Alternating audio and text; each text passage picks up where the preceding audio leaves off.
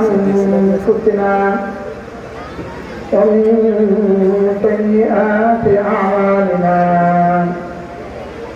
من يهده الله فلا مضل له ومن يضلله فلا هادي له ونشهد أن لا إله إلا الله وحده لا شريك له ونشهد أن سيدنا محمدا عبده ورسوله صلى اللهم صل على محمد وعلى آل محمد كما صليت على إبراهيم وعلى آل إبراهيم إنك حميد مجيد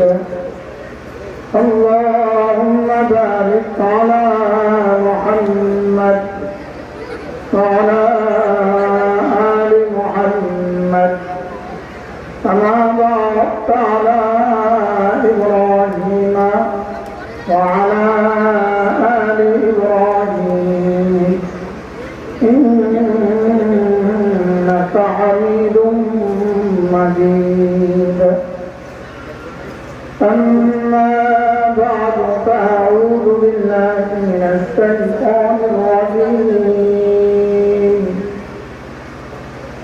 بسم الله الرحمن الرحيم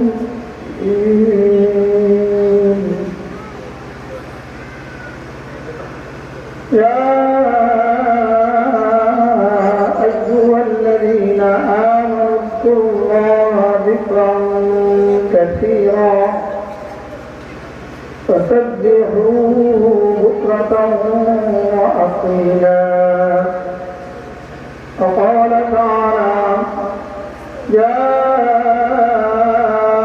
أيها الذين آمنوا لا تلهكم أموالكم ولا أولادكم عن ذكر الله ومن يفعل ذلك فأولئك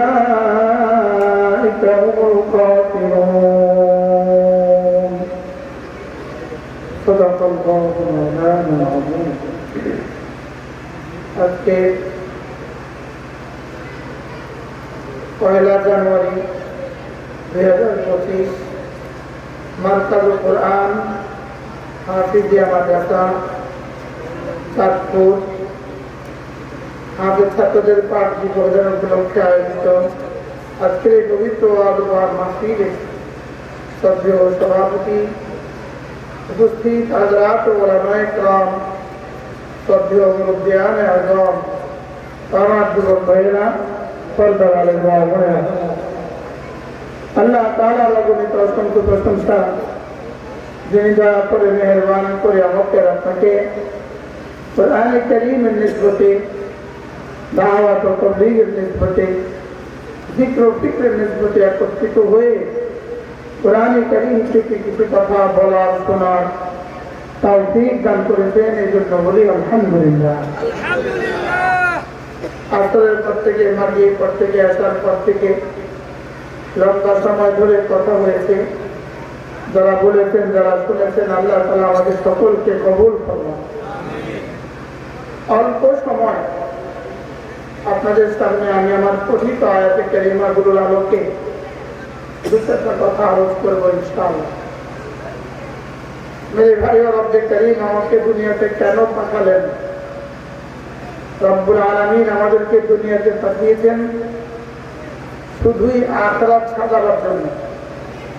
বলেন দুনিয়াতে পাঠিয়েছেন কেন? আখিরাত সাজাবার জন্য। মানুষ বাজারে যায় কেন? বাজার